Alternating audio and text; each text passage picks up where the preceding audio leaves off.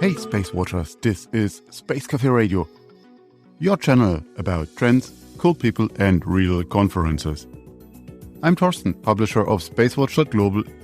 As I'm very curious, I continued my interviews with inspiring people from the space sector. This talk I had with Ken Hodgkins, president of International Space Enterprise Consultants in Virginia. Ken has over 40 years of US government experience in international space law and policy. He was lead negotiator on major bilateral and multilateral cooperations on long-term sustainability of space activities, transparency and predictability of space operations, space exploration, nuclear power sources in space, global navigation satellites, and remote sensing. He was also the US representative to the UN Committee of the Peaceful Use of Outer Space. Definitely a person to listen. Ken, thank you very much for taking the time talking to me. What have been your personal space highlights in the last 12 months?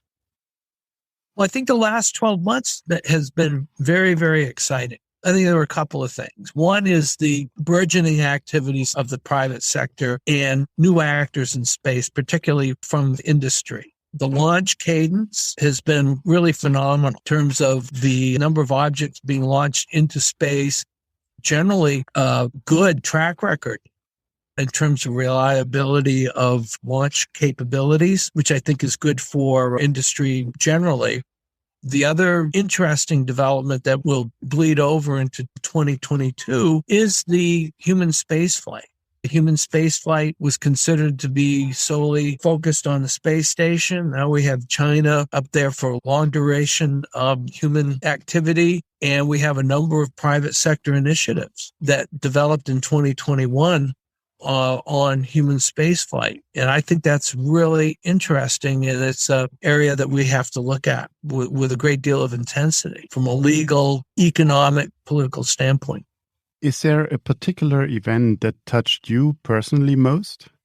I think the realization within industry that they need to take the initiative to ask governments to do certain things that make their life easier in advancing or accelerating the global space economy. There are more and more actors in the private sector, even the small to medium firms, who realize that they can only go so far with innovation and investment before they run up against what the government's going to allow them to do. And now they're realizing that they have to be proactive and asking governments very specifically, I need predictability, I need transparency, I know I have to be regulated, but you have to give me what the rules of the road are. Ken, you're an expert in the entire space economy and the regulatory environment. So in that specific field, what was a highlight in the last year?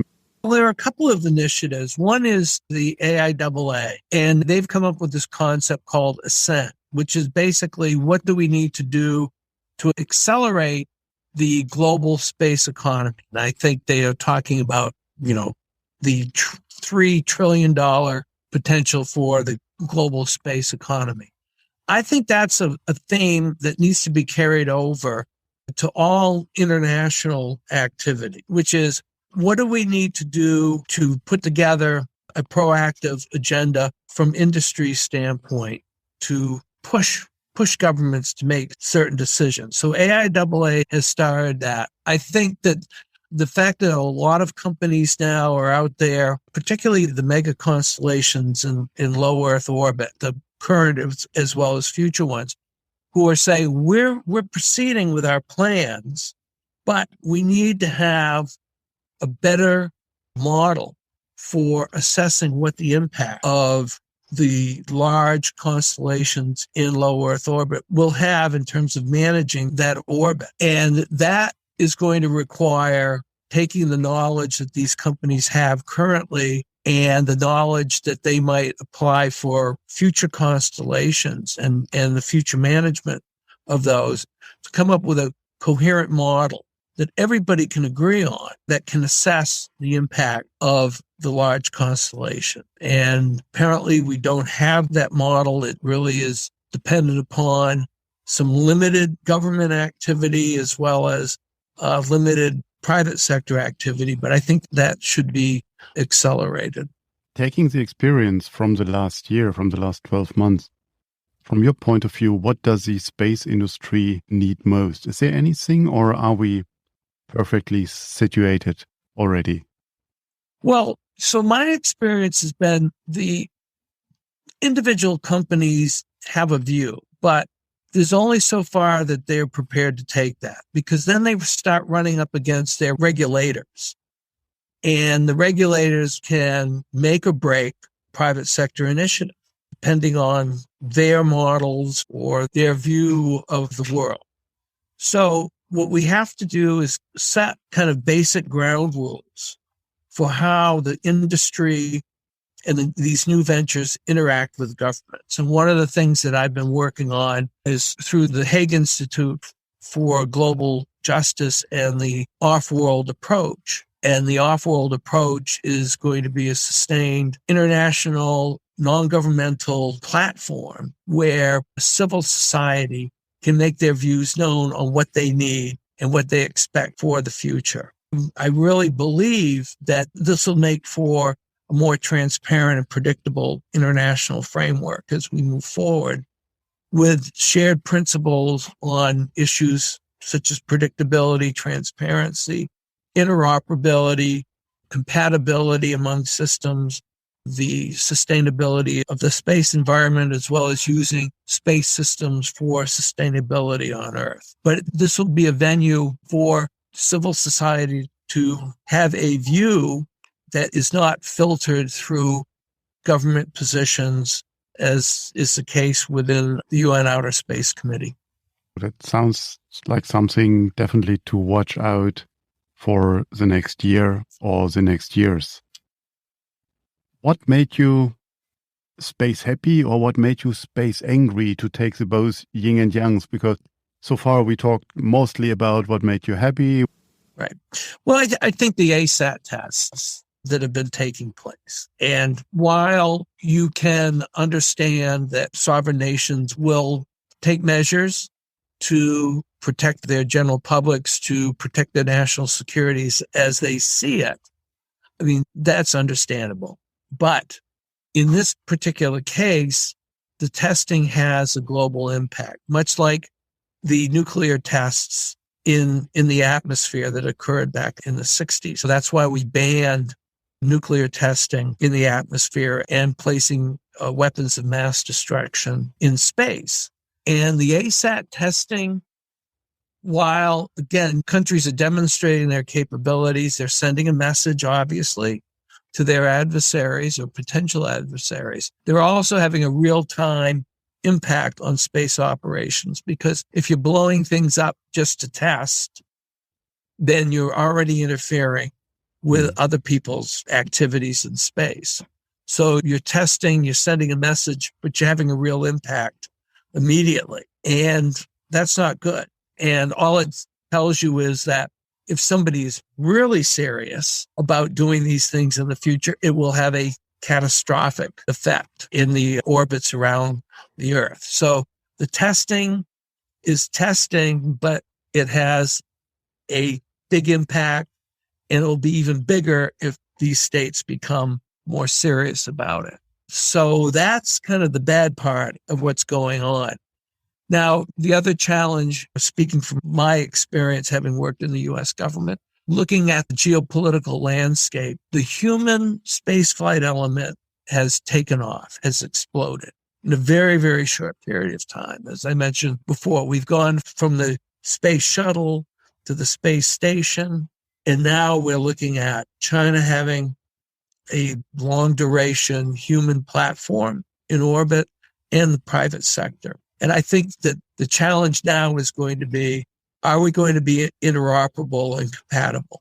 Are we going to have the capability of these stations serving all humans in space? So can we have missions, rescue missions between a Chinese station and a U.S. station, or between a Chinese station and a privately funded station? That's going to take a certain amount of imagination to get to that point, because the private stations are under no obligation to do anything in particular other than make sure their governments comply with the treaties to provide authorization and supervision. But that could be a very light touch.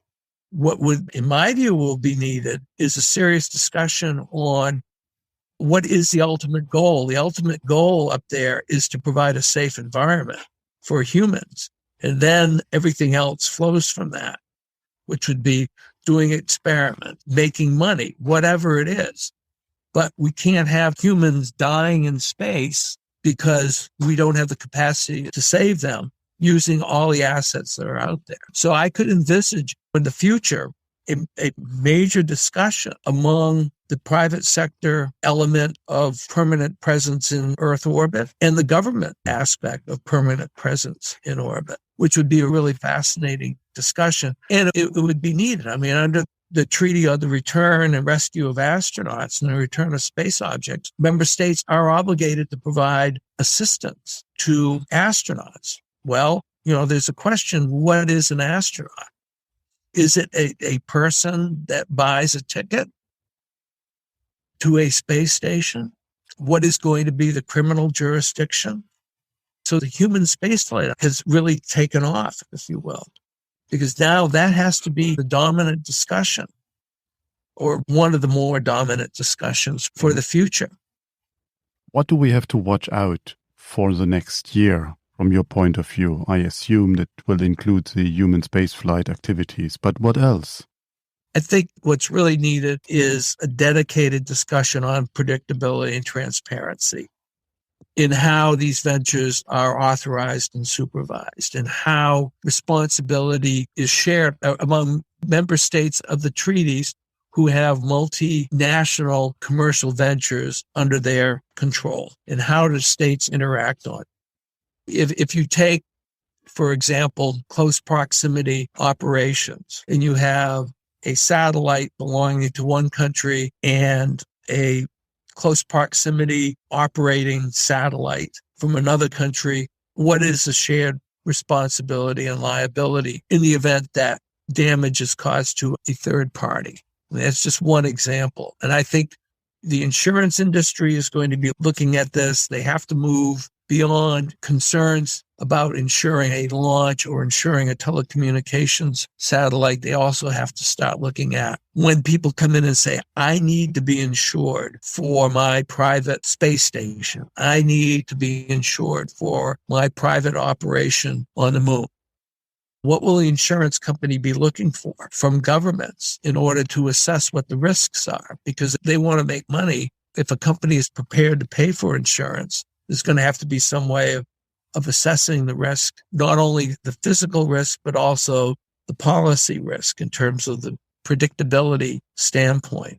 I think also we have to begin looking at the younger generation of entrepreneurs and how we adjust our thinking. When I say our thinking, I'm talking about people like your age and my age, because we have a very specific way we've looked at space over the decades. We have young people coming in who are innovative, who are making great strides, but they aren't worried about what the national space policy is or what the treaties say. All they know is, I have an idea, I can attract investors, and this is what I want to do. But our job is to make sure that when they get to a point of doing what they want to do, they don't hit a bureaucratic stonewall where we say, well, we never anticipated that in our national policy, therefore wait until we figure out if you can do it. Well, that's not a good thing. That's the other part. It's the young people who are coming up, and what do we have to do to make their jobs easier? Great. Is there any space personality or group of people for you in the last year? Well, for me, it's Elon Musk and Jeff Bezos and Richard Branson in their operation, because for me, there are so many people that are part of those three companies that I grew up with professionally that are in those three companies, and we all had spoken the same language. Now, I took a different route in my career. I stayed in the government. All these other people that I know went out of the government, went into these three companies. And so they have a really good perspective on what is needed, not only from an investment commercial standpoint, but also interacting with the governments. And so the things that those three companies have done over the past year have been very successful, and they've caught the imagination of folks. And when people look at what all of this means, I think everybody sees this as a positive thing. They no longer see it as jet setters paying a lot of money, because when you look at what people are paying to go into space, either orbital or suborbital, yes, there's a high-end ticket, but people are prepared to pay for that. There's a low-end ticket, and the general concept of access to space for everybody, I think, is really appealing, not only from a societal standpoint, because people like to be happy, they like to be encouraged, they like to be fascinated, even though it might only be for half an hour, but that all sticks in their psyche. And I just see that part of it blooming into other areas. So when someone talks about, I'm going to build a mining operation on the moon, people aren't going to say that's crazy, because they know 15 years before they said a private company going into space with people was crazy. Well, guess what? It wasn't that crazy. Cool. And that part of it really is fascinating for me. It's a societal issue that would be another really interesting area to start really looking at now, because I think the culture of space, the culture that's developed on the space station, now we're talking about 20 years. I mean, there is a space culture up there. I just read that anthropologists are looking at that, and it makes sense. You have human interaction in a austere environment. How do they cope? And what are the things that they leave up there? And what are the things that are important as reflected by pictures that were taken or whatever? And I think that's another interesting area. Thank you for listening today. If you want to stay on the pulse of space, visit our website, our mothership, at SpaceWatch.Global, and subscribe to our newsletters. But of course, don't forget to become a Space Watcher. I'm Thorsten Kriening, CEO and publisher of SpaceWatch.Global, your independent perspective of space.